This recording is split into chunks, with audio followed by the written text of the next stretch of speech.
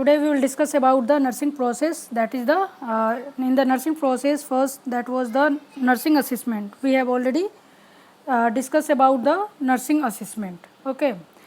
Second one is the nursing diagnosis. So today we will discuss about the nursing diagnosis. This is the second part, means this is also component of the nursing process, and this is the second component. Nursing diagnosis, this is the clinical judgment about the individual, family या community response to actual और potential health problems या life process. तो nursing diagnosis क्या होता है? This is the clinical judgement. हम इसमें क्या करते हैं? क्लिनिकली हम जज करते हैं, पेशेंट को हम जज करते हैं अबाउट द इंडिविजुअल, फैमिली या कम्युनिटी, जो उसका रिस्पॉन्स है, उसका एक्चुअल या पोटेंशियल क्या हेल्थ प्रॉब्लम्स हो सकता है या फिर क्या लाइफ प्रोसेस हो सकता है. This is the nursing diagnosis. Second things, nursing diagnosis provide the basis for selection of nursing intervention to achieve outcome for which the nurse is accountable. Okay. Means कि नर्सिंग डायग्नोसिस क्या होता है? Already हमने बताया था इसमें कि इसमें हमने बताया था कि नर्सिंग डायग्नोसिस क्या होता है कि लाइक किसी पर्सन को प्रॉब्लम है, ओके, लाइक पेन हो रहा है, तो उस पेन में हम क्या करते हैं? क्लिनिकली जज करते हैं. क्लिनिकली जज करते हैं कि पेशेंट को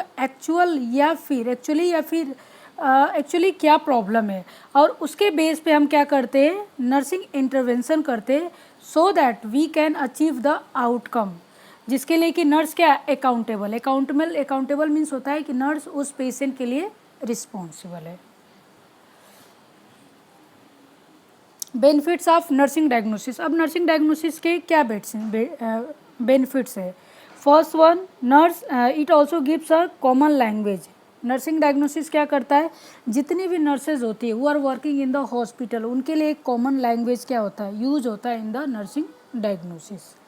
ओके, नर्सिंग प्रोसेस में सेकेंड पार्ट है नर्सिंग डायग्नोसिस. तो नर्सिंग डायग्नोसिस क्या करता है? जितनी भी स्टाफ नर्सेज होती है जो कि वर्किंग होती है हॉस्पिटल में, ओके, या फिर स्टूडेंट नर्सेज होते हैं जो कि हॉस्पिटल में पोस्टेड होते हैं, तो उनके लिए नर्सिंग डायग्नोसिस क्या करता है? एक कॉमन लैंग्वेज प्रोवाइड करता है. मीन्स कि हम नर्सिंग डायग्नोसिस अपने अकॉर्डिंग बनाते हैं, बट उसका एक फॉर्मेट होता है और उसी के बेस पे हम क्या करते हैं? पेशेंट का नर्सिंग डायग्नोसिस बनाते हैं. Second things, promote identification of appropriate goal और करेक्ट चॉइस. ये क्या करता है? हमें इससे ये बेनिफिट्स मिलता है कि जो भी अप्रोप्रिएट गोल्स है या करेक्ट चॉइस है, उसको हम क्या करते हैं? आइडेंटिफाई करने के बाद उसको हम और ज़्यादा प्रमोट करते हैं. सेकेंड थिंग्स, नर्सिंग डायग्नोसिस के थ्रू हम क्या करेंगे? स्टैंडर्ड नर्सिंग केयर पेशेंट को प्रोवाइड कर सकते हैं. And third one, it also improve the quality care. तो ये क्या करता है? हमें प्रोवाइड करता है क्वालिटी इम्प्रूवमेंट बेस. मीन्स कि हमने बताया था इसमें कि इसमें नर्सिंग डायग्नोसिस के थ्रू हम क्या करते हैं? पेशेंट को हम स्टैंडर्ड नर्सिंग केयर प्रोवाइड करते हैं, और इसके थ्रू क्या होता है कि हमारी जो इम्प्रूवमेंट, जो हमारी बेस है नर्सिंग का, उसको और ज़्यादा हम क्या करते हैं? क्वालिटी इम्प्रूव करते हैं.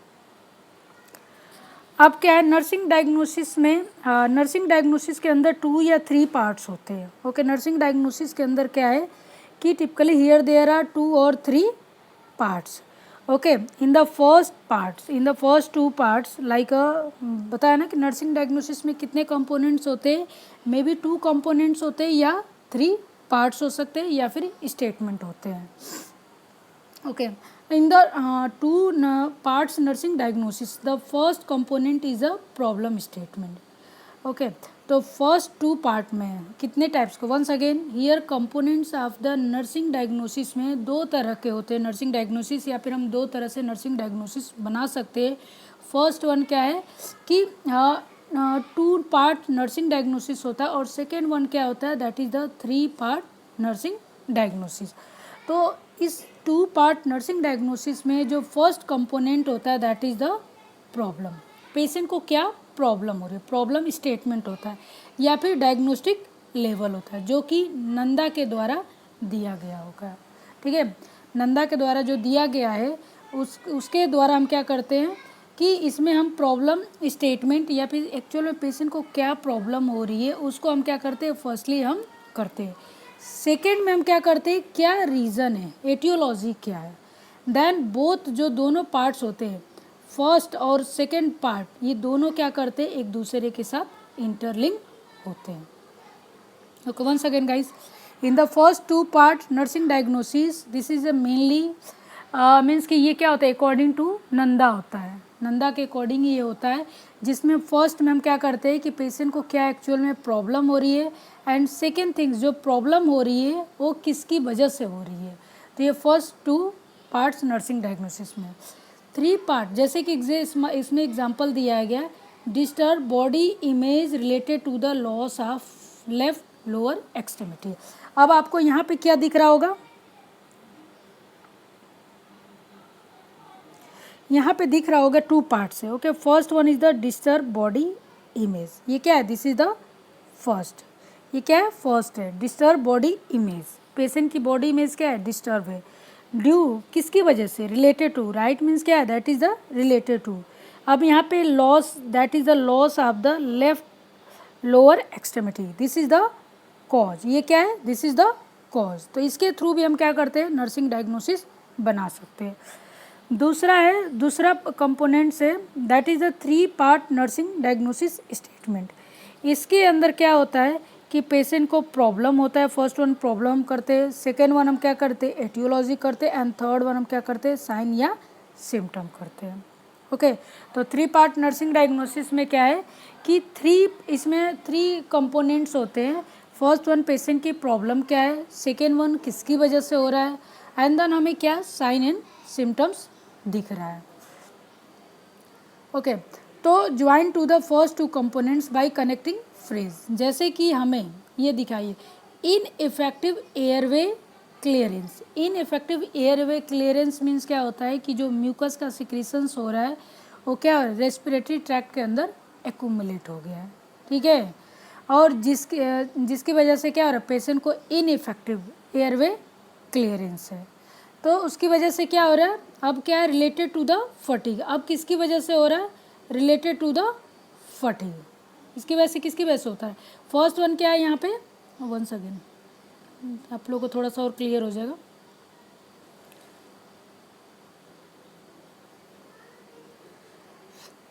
हियर मैंने बताया था कि थ्री पार्ट नर्सिंग डायग्नोसिस में तीन चीज़ें, प्रॉब्लम है, etiology and sign and symptoms है। अब इसमें क्या है कि मेनली हम क्या करते हैं कि तीनों को करेंगे। अब तीनों में क्या है, फर्स्ट वन क्या है, इन इफेक्टिव एयरवे क्लियरेंस, ये क्या है, दिस इज द प्रॉब्लम, ये क्या है, फर्स्ट है। सेकेंड थिंग्स रिलेटेड टू, अब किसकी वजह से हो रहा है ये, related to the fatigue, related to the fatigue, this is the etiology. Third one में क्या है, AEB means as evidence by, evidence by means this is the form of the sign and symptom. तो हमें कैसे पता चलेगा कि patient को इनइफेक्टिव एयरवे क्लियरेंस है, क्योंकि पेशेंट को क्या हो रहा है कि जैसे पेशेंट रेस्टिंग पीरियड में उसमें उसको क्या हो रहा है, डिस्निया हो रहा है, मीन्स उसको सांस लेने में प्रॉब्लम हो रही है। तो आप लोगों को क्लियर हो गया, या फिर once again, components of nursing diagnosis में टू होते हैं, दो तरह के होते हैं, दो तरह से हम नर्सिंग डायग्नोसिस बना सकते हैं। First one two part statement या टू पार्ट नर्सिंग डायग्नोसिस, जिसमें फर्स्ट में हम स्टार्टिंग में क्या करते हैं, पेशेंट का प्रॉब्लम करते हैं, एंड सेकेंड थिंग्स हम क्या करते हैं कि पेशेंट को किसकी वजह से हो रहा है, जैसे disturb body image related to the loss of left lower extremity. Three part nursing diagnosis में क्या है कि इसमें तीन चीज़ें हैं, फर्स्ट वन पेशेंट को क्या प्रॉब्लम है, सेकेंड थिंग्स किसकी वजह से हो रहा है, एंड थर्ड वन हमें क्या साइन एंड सिम्टम मिल रहा है, जिसमें कि एक एग्जांपल आप लोग को यहाँ पे दिखाया गया है, ineffective airway clearance related to the fatigue as evidence by apnoea at rest. Means कि पेशेंट जब भी रेस्ट करता है, मीन्स क्यों रेस्ट कर रहा है, बिकॉज पेशेंट के अंदर फटीग है, फटीग मीन्स उसके अंदर इतना ज़्यादा वीकनेस हो गई कि पेशेंट वॉक नहीं कर पा रहा है, और वॉक नहीं करने की वजह से जो म्यूकस होता है या फिर रेस्पिरेटरी ट्रैक्ट होता है प्रॉपर क्लियर नहीं हो रहा है, और उसकी वजह से पेशेंट को डिस्निया और जैसे पेशेंट रेस्टिंग पीरियड में है। Okay, next. Okay, like a descriptive word में to clarify nursing diagnosis, descriptive words और टर्म्स में भी एडेड। ओके, कोई भी नर्सिंग डायग्नोसिस को क्लेरिफाई करने के लिए हमें क्या करना है, डिस्क्रिप्टिव वर्ड्स या टर्म्स हमें ऐड करना है before and after the problem statement. Okay, जैसे क्या है, एक्यूट है, ओके, सेकेंड थिंग्स क्रोनिक हम ऐड कर सकते हैं, थर्ड वन डिक्रीज ऐड कर सकते हैं, थर्ड वन डेफिशिएंट ऐड कर सकते हैं, fourth one deplete and next one disturb and functional, enhanced, excess, impaired, increase, ineffective, intermittent, potential and risk for। अब क्या है कि first one acute, I think आप लोग को एक्यूट बताया होगा। एक्यूट मीन्स क्या होता है कि किसी भी डिजीज़ का फर्स्ट जो वीक होता है, first week, that is the acute, first 2 week. Chronic means क्या है कि जब 2 वीक्स के अंदर पेशेंट की डिजीज़ करेक्ट नहीं होती है या फिर ट्रीट नहीं होती है तो that disease will convert into the chronic form. Decrease means क्या है कि पेशेंट की जो एक्टिविटी है वो डिक्रीज है। डेफिसिट मीन्स क्या है, पेशेंट की बॉडी के अंदर में भी किसी चीज़ की लैक है या फिर किसी चीज़ की कमी है। डिप्लेटेड मीन्स क्या है, कम हो जाना। Disturb means thing, I think आप लोग को पता है। Dysfunctional means body properly work नहीं कर रही है। इन्हेंस मीन्स हम उसको इन्हेंस या फिर बढ़ा नहीं रहे। एक्सेसिव मीन्स बहुत ज़्यादा अमाउंट में। इम्पेयर्ड मीन्स कि जो नॉर्मल इंटेग्रिटी है वो क्या है, डिस्टर्ब हो गई है। एंड पोटेंशियल मीन्स कि फ्यूचर में क्या हो सकता है। तो this is the descriptive word, means कि कभी भी हम कोई प्रॉब्लम लिखते हैं, जैसे मैंने बताया था ना कि 2 तरह के हैं। ओके, प्रॉब्लम जब नर्सिंग डायग्नोसिस बनाते हैं तो 2 तरह के हैं। फर्स्ट वन 2 वर्ड्स है, थर्ड वन है 3 वर्ड्स। तो 2 वर्ड्स में फर्स्ट में क्या है, प्रॉब्लम है। तो कोई भी प्रॉब्लम है, जैसे यहाँ पे आपको दिख रहा होगा, यहाँ पे क्या है, जैसे कोई भी डिजीज़ होगा। ओके, यहाँ पे तो क्या है कि यहाँ पे डिस्क्रिप्टिव वर्ड यूज़ करने की ज़रूरत नहीं है। कोई भी प्रॉब्लम होता है पेशेंट का तो हमें उस डिजीज़ के या फिर उस कंडीशन के अकॉर्डिंग हमें क्या करना है, डिस्क्रिप्टिव वर्ड्स भी हमें या टर्म्स भी हम क्या कर सकते हैं, यू ऐड कर सकते हैं बिफोर या आफ्टर द प्रॉब्लम स्टेटमेंट। अब क्या है, यहाँ पे आपको कुछ एग्जाम्पल दिख रहा होगा। ठीक है, first one is the feeding self care deficit. This is the feeding self care deficit. अब फीडिंग सेल्फ केयर डेफिसिट क्या है, this is the nursing diagnosis. Second one क्या, इसमें अब क्या है, 2 पार्ट स्टेटमेंट बनाएंगे तो इसमें क्या होगा, feeding self care deficit related to the decrease strength and endurance. तो 2 पार्ट में अगर स्टेटमेंट बनाएंगे तो यहाँ पे 2 है। ठीक है, फर्स्ट वन है फीडिंग सेल्फ केयर डेफिसिट, किसकी वजह से हो रहा है, due to the decrease strength and endurance. Means उसकी बॉडी की इतनी ज़्यादा वीक हो गई है कि पेशेंट खुद फीड नहीं कर पा रहा है। 3 पार्ट स्टेटमेंट में क्या होगा, पेशेंट का नर्सिंग डायग्नोसिस ऑलरेडी हमने लगा दिया है। Feeding self care deficit related to the decrease strength and endurance as evidence by inability to maintain fork in hand from plate to mouth. तो this is the sign and symptoms, means हमें ये चीज़ें दिखाई देगी। ठीक है, और दूसरा क्या है, इनइफेक्टिव एयरवे क्लियरेंस है। इनइफेक्टिव एयरवे क्लियरेंस में क्या है कि 2 पार्ट में होगा। तो first one this is the problem and this is the etiology. तो ineffective airway clearance related to the fatigue. 3 part statement में है कि 3 पार्ट है, इसमें ineffective airway clearance related to the fatigue as evidence by dyspnoea at rest. Next one है anxiety. Anxiety देखो, anxiety में क्या है, अगर 2 पार्ट में अगर स्टेटमेंट में करते हैं तो anxiety related to change in the role functioning. Means कि अगर किसी भी बॉडी के किसी भी पर्सन के अगर बॉडी के अंदर थोड़ी सी भी चेंजेस होती है तो उसके अंदर क्या होता है, एंजाइटी लेवल बढ़ जाता है। तो एंजाइटी किसकी वजह से हो रहा है, due to the change in the role functioning. 2 part statement 3 part statement में क्या है, एंजाइटी पेशेंट को हो रहा है related to the change in role functioning as evidence by insomnia हो रहा है। इंसोम्निया मीन्स क्या होता है, पेशेंट को नींद नहीं आना। पुअर आई कांटेक्ट है या ग्रिवरिंग वॉइस है, मीन्स कि पेशेंट क्या होता है, रिक्वेस्ट जैसे करने लगता है वैसे होने लगेगा। डेफिसिट नॉलेज है। डेफिसिट नॉलेज मीन्स क्या है, इसमें डेफिसिट नॉलेज मीन्स कि किसी भी चीज़ लाइक पेशेंट को डिजीज़ के बारे में प्रॉपर नॉलेज नहीं है। डेफिसिट मीन्स कम नॉलेज है। ठीक है, कम नॉलेज है। तो कम नॉलेज हमें कैसे होगा, मेन क्या है, because here miss interpretation of the information. जो भी इंफॉर्मेशन होता है उसको क्या करता है, मिस इंटरप्रिटेट करता है। मीन्स उसको प्रॉपरली जो होता है, जैसे जिस चीज़ से उसको होना चाहिए लिंक, उस चीज़ से उसको लिंक नहीं करता है। अब क्या है, यहाँ पे 3 पार्ट स्टेटमेंट में deficit knowledge related to the misinterpretation of the information as evidence by inaccurate return demonstration of the self injection. ठीक है, जब हम पेशेंट को इंजेक्शन लगाने के लिए, पेशेंट जब डिस्चार्ज होता है और पेशेंट डायबिटीज़ है, तो उसको हम डिस्चार्ज से पहले हम क्या करते हैं, पेशेंट को हम ट्रेनिंग प्रोवाइड करते हैं for the administration of the insulin injection. तो पेशेंट को ये नहीं पता है कि कितने एंगल में देना है, सबकुटेनियस देना है या फिर IM देना है, कैसे देना है, कौन से एरिया होता है।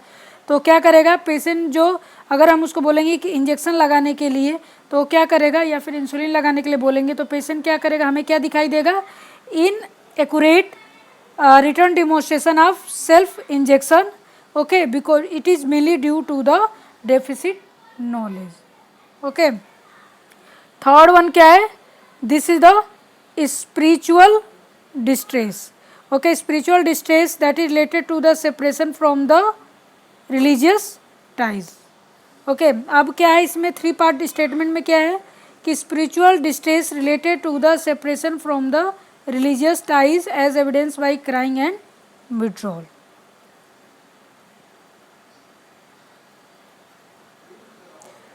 Okay, next class. Types of nursing diagnosis. Here there are mainly 4 types of the nursing diagnosis. First one is the actual nursing diagnosis क्या है, second one is the risk nursing diagnosis, third one wellness nursing diagnosis, and fourth one syndrome nursing diagnosis. So types of the nursing diagnosis, that is the 4 types of nursing diagnosis. Actual nursing diagnosis, second things risk nursing diagnosis, third one wellness nursing diagnosis, fourth one syndrome nursing diagnosis. अब हम आते हैं कि actual nursing diagnosis क्या होता है। Actual nursing diagnosis, this is the diagnosis about the current problem, okay, that is present at the time of the nursing assessment, okay, based on the presence of sine and symptom. Means कि patient को जब हम nursing assessment करते हैं तो उस time में ये प्रॉब्लम क्या होती है, प्रेजेंट होती है, that is the actual problem. Like example of an actual nursing diagnosis are the anxiety present होगा, okay, that is mainly characterise by, ये हम किसकी कैसे हम असिस कर सकते हैं, फिर कैसे बता सकते हैं कि पेशेंट को एंजाइटी है, दैट इज बिकॉज पेशेंट के अंदर फियर होगा, पेशेंट पैनिक होगा, एप्रीहेंशन होगा, स्लीप डिस्टर्बेंस होगा, या दूसरा है इनइफेक्टिव एयरवे क्लियरेंस भी हो सकता है, and that is characterise by the ineffective cough होगा, एबनॉर्मल ब्रीदिंग और फीवर होगा। तो एक्चुअल मीन्स क्या होता है कि जब हम पेशेंट को असिस करते हैं तो उस टाइम पे प्रेजेंटली में क्या होता है कि पेशेंट के अंदर ये प्रॉब्लम प्रेजेंट होती है, that is the actual nursing diagnosis. Second one is the risk nursing diagnosis. Risk nursing diagnosis, that is describe human response to the health condition that may develop in a vulnerable individual, family और community. Vulnerable means क्या होता है कि वो जो group होता है that is a very sensitive, उनके अंदर क्या होता है ज़्यादा रिस्क या फिर ज़्यादा और भी कॉम्प्लिकेशंस होने के चांसेस होते हैं। Like a old person, they are the vulnerable group होते हैं, बच्चे होते हैं that is also vulnerable because उनके अंदर क्या होता है कि कॉम्प्लिकेशंस या दूसरी डिजीज़ या नोजोकोमियल इन्फेक्शन होने के ज़्यादा चांसेस होते हैं। ओके, तो रिस्क नर्सिंग डायग्नोसिस मीन्स कि पेशेंट को हम कुछ भी दे रहे हैं, ओके, या फिर कोई भी लाइक अ पेशेंट है, पेशेंट को हमने बेड प्रोवाइड किया बट उसके अंदर साइड रेल्स नहीं है, तो एक्चुअली में पेशेंट नहीं गिरा, but here there is a risk for fall. वो क्या हो सकता है, वल्नरेबल ग्रुप है, मे बी बेड से गिर सकता है और पर्सन को इंजुरी भी हो सकती है। ओके, तो रिस्क नर्सिंग डायग्नोसिस में भी 2 पार्ट्स होते हैं, स्टेटमेंट्स होते हैं that do not include defining characteristics like a risk for the infection. Okay, patient को इन्फेक्शन होने के चांसेस होते हैं, that is mainly related to the surgery या इम्यूनोसप्रेशन। इम्यूनोसप्रेशन मीन्स कि पेशेंट की जो इम्यूनिटी होती है उसको आप क्या करते हैं, सप्रेस करने के लिए पेशेंट को मेडिकेशन प्रोवाइड करते हैं, और ये इम्यूनोसप्रेशन मेनली उस कंडीशन में करते हैं लाइक अ पेशेंट का कोई ऑर्गन ट्रांसप्लांट हुआ है, लाइक अ किडनी ट्रांसप्लांट हुआ है या फिर कोई भी ट्रांसप्लांट हुआ है, तो उस कंडीशन से हम क्या करते हैं, पेशेंट की इम्यूनिटी को हम सप्रेस करने के लिए मेडिसिन देते हैं ताकि पेशेंट दूसरा जो डोनर का जो ऑर्गन होता है उसको रिजेक्ट न कर सके, अदरवाइज बॉडी क्या करते हैं, उसको रिजेक्ट कर देती है। सेकेंड थिंग्स क्या है कि पेशेंट का कॉन्शियसनेस लेवल कम होने की वजह से उसको देर में भी chances for the risk for the aspiration, means कि फूड को क्या कर सकता है, एस्पिरेट करेगा। एस्पिरेट मीन्स रेस्पिरेटरी ट्रैक्ट में जाने के चांसेस होते हैं। Third one is the wellness nursing diagnosis. Wellness nursing diagnosis, this is the clinical judgment about the person's family or community motivation and desire to increase well-being of as expressed in the readiness to enhance specific health behaviors and can be used in any health state. Okay जैसे कि patient के अंदर क्या होता है, wellness nursing diagnosis में like a patient का means कि पेशेंट के हम अच्छे के लिए करते हैं, ठीक है। लाइक अ स्पिरिचुअल बिलीफ होता है, उसको इनकरेज करते हैं। ओके जो सेल्फ इस्टीम होता है, सेल्फ इस्टीम में हम अपने बारे में क्या चीज़ सोचते हैं, उसको इन्हेंस करने के लिए हम क्या करते हैं, ये वेलनेस नर्सिंग डायग्नोसिस हम यूज़ करते हैं। और वेलनेस नर्सिंग डायग्नोसिस में स्पेशली उस पेशेंट की फैमिली होता है, कम्युनिटी होता है, उसको हम क्या करते हैं, इन्वॉल्व करते हैं।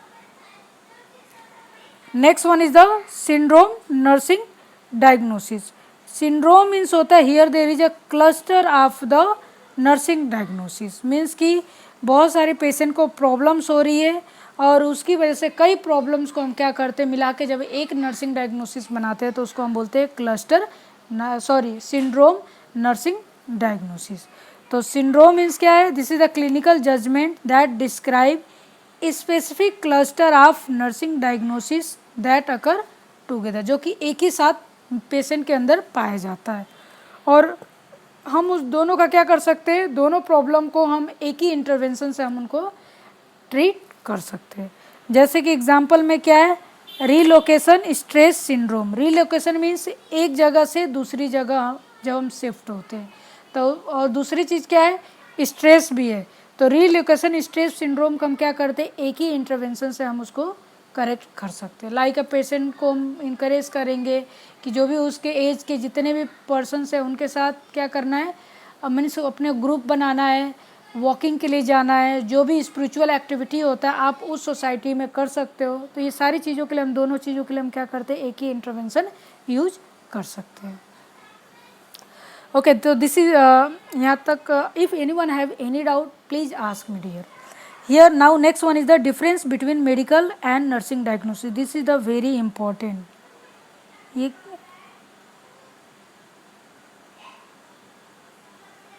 this is a very important.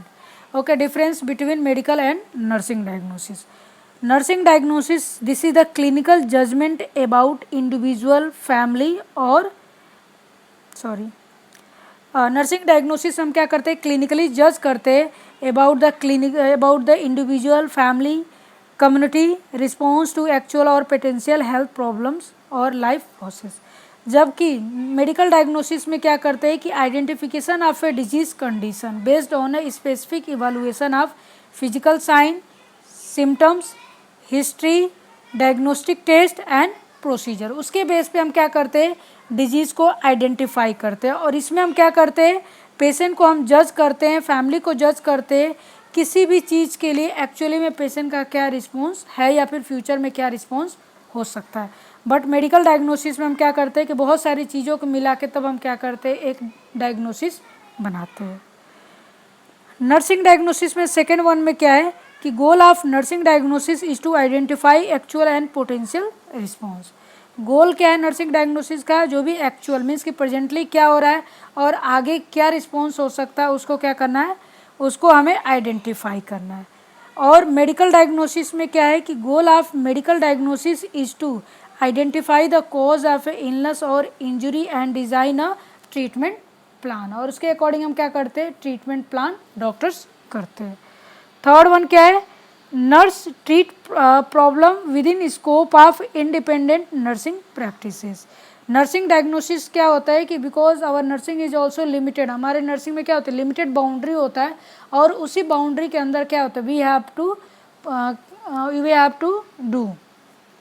तो अगर पेशेंट को प्रॉब्लम्स होती है तो उसको हम क्या करते हैं, विद इन अ स्कोप हम क्या करते हैं, इंडिपेंडेंटली मीन्स कि खुद हम उसको क्या कर सकते हैं, ट्रीट कर सकते हैं। बट मेडिकल डायग्नोसिस में physician direct treatment for medical diagnosis, physician क्या करता है कि मेडिकल डायग्नोसिस को ट्रीटमेंट करने के लिए क्या करते हैं, उसको ट्रीट करने के लिए ट्रीटमेंट स्टार्ट कर देता है। थर्ड वन क्या है, may change from day to day as the patient response change. इसका जो इंटरवेंशन होता है डे टू डे चेंज होता है according to the patient response. Medical diagnosis में क्या होता है कि इसकी जो ट्रीटमेंट होती है पेशेंट का जब से प्रेजेंट होता है और लॉन्ग टाइम तक सेम ही क्या होता है ट्रीटमेंट प्रोवाइड किया जाता है। ओके, लाइक पेशेंट को एसिडिटी है तो एसिडिटी में नॉर्मली क्या करते हैं, एसिलैक दिया जाता है पेशेंट को, एसिलैक या रेंटेक देते हैं। तो इसको हम क्या करते हैं, चेंज नहीं कर सकते। लाइक पेशेंट को 150 mg दे दिया, फिर उसके बाद से पेशेंट को और ज़्यादा हो रहा है तो 300 mg दिया, तो we can't do like this. Patient का डोज भी सेम होता है और मेडिसिन भी सेम होता है। मेडिसिन ड्रग्स या ट्रीटमेंट चेंज हो सकता है according to the patient diagnosis. Means कि दोबारा क्या करते हैं, फिजिशियन दोबारा टेस्ट करते हैं, फिर दोबारा टेस्ट करने के बाद फिर जो माइक्रो ऑर्गेनिज्म प्रेजेंट होते हैं फिर उसके अकॉर्डिंग क्या करते हैं, चेंजेस करते हैं।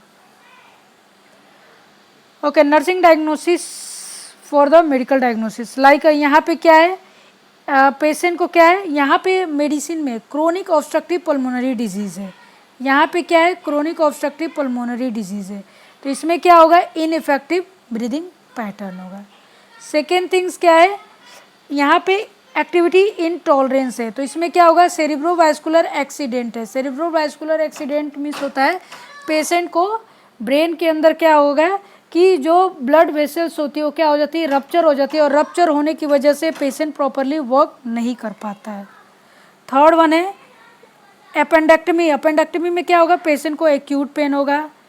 एम्पुटेशन में क्या होगा, बॉडी इमेज डिस्टर्ब होगा। थर्ड वन स्ट्रेप थ्रोट में क्या होगा, पेशेंट को there will be risk for the altered body temperature, patient का टेम्परेचर क्या होगा, अल्टर्ड होगा। Okay, so this is all about the nursing diagnosis. Next we will discuss about the planning.